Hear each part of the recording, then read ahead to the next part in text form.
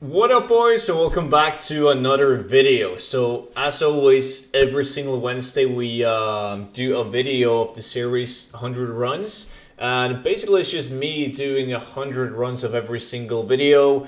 I save up the loot that I'm going to put up on the auction house, and we'll see how much we end up with in the end. So if you guys have missed out on some of the runs, you can find them all in the comment section down below. And today we have another TBC dungeon. Hooray! It's gonna be great, guys. It's actually gonna be great, and it's Botanica. So before we go through the items and see what I did receive, I'm gonna show you guys the route. Even though, as most dungeons, especially TBC, the route is really easy. You just run through the entire dungeon from start to end. There's no alternative route in this one. You should do it on normal mode, because if you do it on heroic mode, you get saved from doing, well, any boss. So do it on normal mode. It doesn't really matter that much on this dungeon. And it's really easy to do. The only problem with Botanica is the fact that there's so many people botting it.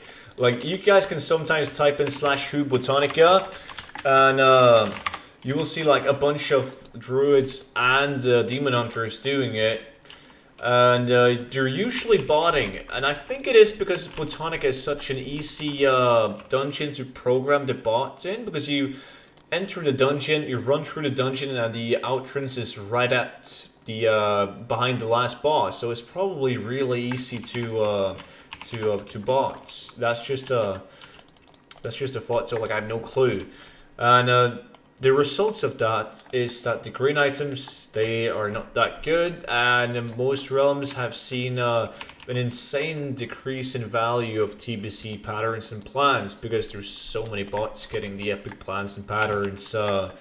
So what you're after in TBC dungeons, though, and in Botanica, is pretty much the reputation tokens that you get, and TBC world drops like schematics, plans, patterns, and if you're lucky enough, you can get a transmog item like the Blade of Wizardry.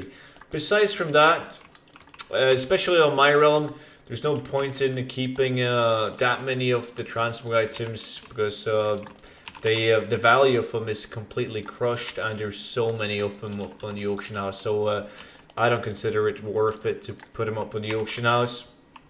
And once you guys kill this guy, it's pretty much just a walk down to the last boss right here. So that's the thing that I like about Botanica. The runs are super smooth, super fast, and the fact that you don't need to sign up for a scenario or anything. You can just kill this guy, kill off all these flowers, and then you just run out, like right behind the boss. That's pretty cool.